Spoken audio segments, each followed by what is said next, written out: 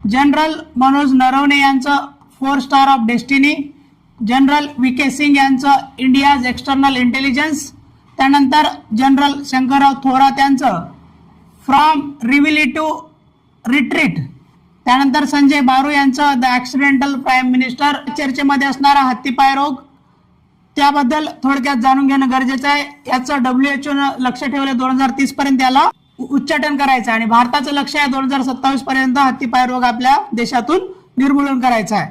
तर 1955 पासून राष्ट्रीय फायलेरिया नियंत्रण कार्यक्रम अस्तित्वात आहे भारतामध्ये आणि भारतातील 99% संसर्ग हा क्युलेक्स नावाच्या डासामुळे तो होतो आणि त्याच्या चाव्यामुळे उचेरिया बॅनक्राफ्टी नावाचा जंतू तो रोग पसरवतो आपल्या बॉडीमध्ये. जगाच्या 40% रुग्ण आपल्या भारतात आढळतात या हत्तीपाय रोगाचे आणि सर्वात जास्त रुग्ण बिहार या राज्यामध्ये आढळून येतात.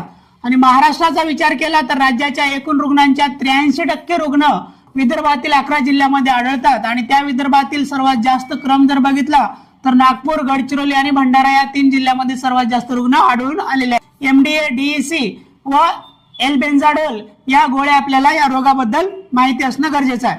नंतर हा पार्किन्सन नावाचा रोग असतो, तो न्यूरो डिजनरेटिव्ह हा एक प्रकारचा रोग आहे. त्यामध्ये आपल्या मज्जासंस्था त्या निकामी होण्यासाठी त्याला कारणीभूत ठरतो हा रोग. त्यानंतर लॅक्रिमल शॅक ही अश्रूंच्या पिशवीला लॅक्रिमल शॅक म्हणतात. दुसरं महत्वाचं आहे बँक राष्ट्रीयकरण. 19 जुलै 1969 ला वटहुकूम काढला होता. ते 1970 ला त्याचं कायद्यात रूपांतरित झालं होतं आणि त्यावेळेस 14 बँकांचं राष्ट्रीयकरण झालं होतं. हे विचारून झाले कंबाईनला मागच्या. 15 एप्रिल 1980 ला दुसरं राष्ट्रीयकरण झालं होतं बँकांचं. त्यावेळेस 6 बँकांचं राष्ट्रीयकरण झालं. 5F ध्यानात ठेवा, form, fibre, factory, fashion, foreign. तर हे टेक्सटाईल याच्याबद्दल वस्त्रोद्योगासंदर्भामध्ये पंचसूत्री हे ध्यानात ठेवणं गरजेचं आहे.